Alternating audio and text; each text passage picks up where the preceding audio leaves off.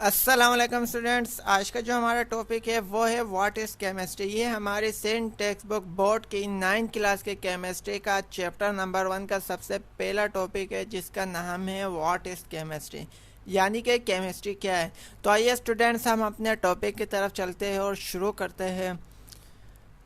Students, अगर हम chemistry को बाय डेफिनेशन देखें, केमिस्ट्री की डेफिनेशन इस तरह से होगी: chemistry is the branch of science that deal with the properties, structure and composition of matter.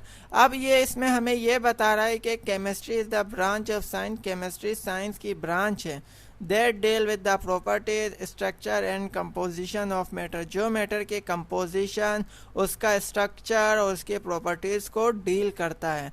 Students, पहले ये समझ लेते हैं ये मैटर होता क्या है। इसके लिए हम यहाँ नीचे आएंगे, यहाँ नीचे मैटर की डेफिनेशन लिखी है।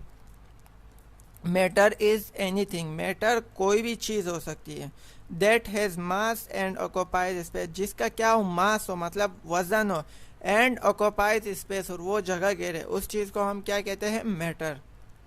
यानी कि कोई भी ऐसी चीज़ जिसका मास हो और अगर उसको हम ज़मीन पर रखें वो जगह घेरे, हम उस चीज़ को क्या कहते हैं, मैटर। जैसे ये गिलास है, अब गिलास का क्या है, कोई ना कोई मास ज़रूर होता है। इसी तरह अगर इसी गिलास को हम ज़मीन पर रखें, ये गिलास जगह घेरेगा, जिससे हम कह सकते हैं कि ये गिलास मैटर है। इसी तरह आइस है, आइस का भी कोई ना कोई मास ज़रूर होता है। इसी तरह अगर इसी आइस को भी हम ज़मीन पर रखें तो ये आइस भी जगह घेरेगा, तो इसलिए ये आइस है, ये भी मैटर है। तो ये आइस और गिलास हमारे पास दोनों मैटर है। There are 3 common states of matter. अब मैटर की 3 कॉमन स्टेट्स हमारे पास होती है, जिसमें सबसे पहले नंबर पर सॉलिड्स है, दूसरे नंबर पर लिक्विड्स है, तीसरे नंबर पर गैस है। तो पहले समझते हैं कि सॉलिड्स में क्या होता है। Solids has definite shape as well as definite volume. अब जो सॉलिड है वो मैटर की एक ऐसी कॉमन स्टेट है जिसका वॉल्यूम और शेप दोनों डेफिनेट होंगे, यानी कि दोनों कांस्टेंट रहेंगे, चेंज नहीं होंगे। जैसे इनका वॉल्यूम और शेप है वो वैसे ही रहेंगे, चेंज नहीं होंगे। फर्ज करें आपके पास एक लोहा है, लोहा क्या है, सॉलिड की एक एग्जाम्पल है।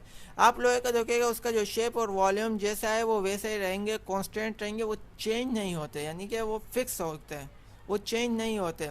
अब इसका जो वॉल्यूम और शेप इसलिए डेफिनेट होते हैं क्योंकि जो सॉलिड्स में जो एटम्स होते हैं वो एक दूसरे के बहुत ही ज़्यादा करीब होते हैं, जिसकी वजह से इनके दरमियान अट्रैक्शन बहुत ही स्ट्रांग होती है। यहाँ आप देख सकते हैं एक बीकर में आपको सॉलिड्स के एटम दिए गए, आप देख सकते हैं ये एक दूसरे के बहुत ही ज़्यादा करीब है, जिनकी वजह से इनमें अट्रैक्शन बहुत ज़्यादा स्ट्रॉन्ग है। इसी वजह से इनका वॉल्यूम भी डेफिनेट रहता है और शेप भी डेफिनेट रहता है। तो यानी कि हम इस तरह कह सकते हैं जो सॉलिड्स है वो मैटर की एक ऐसी कॉमन स्टेट है जिसका वॉल्यूम और शेप दोनों डेफिनेट होते हैं। दूसरे नंबर पर है लिक्विड्स। अब देखते हैं लिक्विड्स में क्या होता है। Liquid has a definite volume but not definite shape. अब जो लिक्विड है वो मैटर की एक ऐसी कॉमन स्टेट है जिसका वॉल्यूम तो डेफिनेट रहता है, लेकिन उसका जो शेप होता है वो शेप डेफिनेट नहीं रहता। फर्ज करें आपके पास एक गिलास पानी है, पानी क्या है, लिक्विड की एग्जाम्पल है। अगर आप उस एक गिलास पानी को किसी जग में डालेंगे तो वो पानी क्या है, उस जग की शेप को इख्तियार कर लेगा। अगर आप उसी एक गिलास पानी को किसी बोतल में डालेंगे तो वो पानी अब क्या है, बोतल की शेप को इख्तियार कर लेगा। यानी कि इससे क्या साबित हो रहा है, जो पानी है उसकी खुद की कोई शेप नहीं है, वो ऑब्जेक्ट के शेप पर डिपेंड कर रही है कि आप पानी को किस तरह के ऑब्जेक्ट में डाल रहे हैं। जिस तरह उस ऑब्जेक्ट की शेप होगी पानी भी वही शेप इख्तियार करेगा। लेकिन इसका जो वॉल्यूम होता है वो डेफिनेट रहता है, यानी कि एक गिलास जो पानी जब गिलास में था उसका जितना वॉल्यूम गिलास में था उतना ही वॉल्यूम उसका बोतल में होगा, उतना ही वॉल्यूम उसका जग में होगा। अब इसका जो वॉल्यूम होता है वो डेफिनेट होता है, लेकिन शेप डेफिनेट नहीं होता। इसका शेप इसलिए डेफिनेट नहीं होता क्योंकि जो लिक्विड में जो मॉलिक्यूल होते हैं वो एक दूसरे से थोड़े फासले पर होते हैं, जिसके वजह से इनमें अट्रैक्शन थोड़ी वीक होती है, इस वजह से इनका कोई डेफिनेट शेप नहीं होता। यानी कि हम इस तरह कह सकते हैं जो लिक्विड से है वो मैटर की एक ऐसी कॉमन स्टेट है जिसका वॉल्यूम जो होता है वो डेफिनेट होता है, लेकिन उसका शेप जो है वो डेफिनेट नहीं होता। तीसरे नंबर पर है gas. Gas has neither shape not definite volume. अब गैस का ना ही तो कोई शेप होता है और ना ही उसका कोई वॉल्यूम होता है, यानी कि जो गैस है वो मैटर की एक ऐसी कॉमन स्टेट है जिसका ना ही तो कोई शेप होता है और ना ही उसका कोई वॉल्यूम होता है।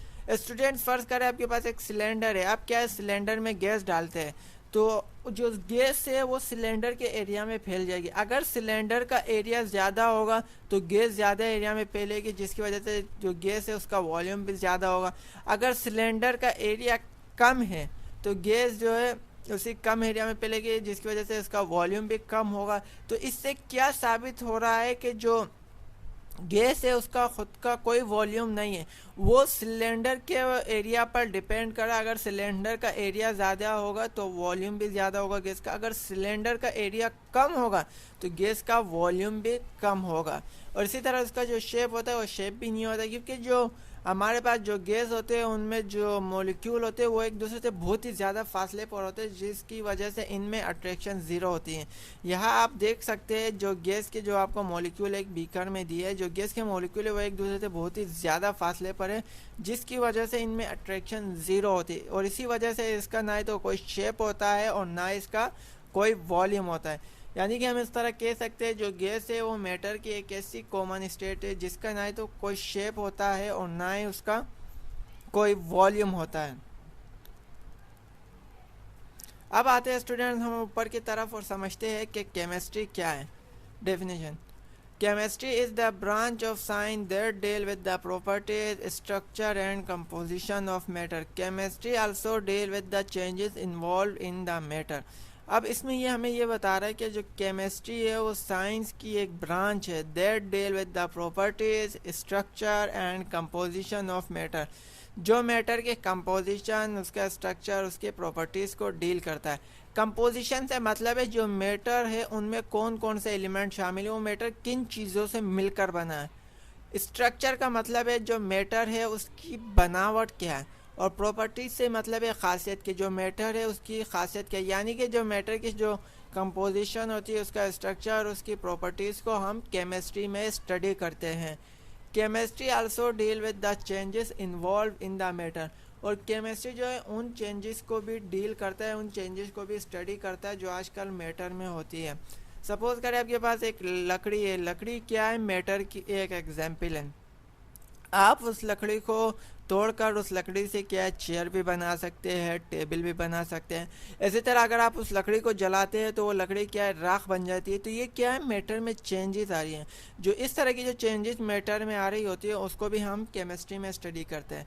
यानी कि हम इस तरह कह सकते हैं जो केमिस्ट्री है वो साइंस की एक ब्रांच है, जो जिसमें हम मैटर की कंपोजिशन, उसका स्ट्रक्चर, उसकी प्रॉपर्टीज़ को स्टडी करते हैं, और इसके साथ जो मैटर में जो चेंजेस आ रही होती है उसको भी हम केमिस्ट्री में स्टडी करते हैं।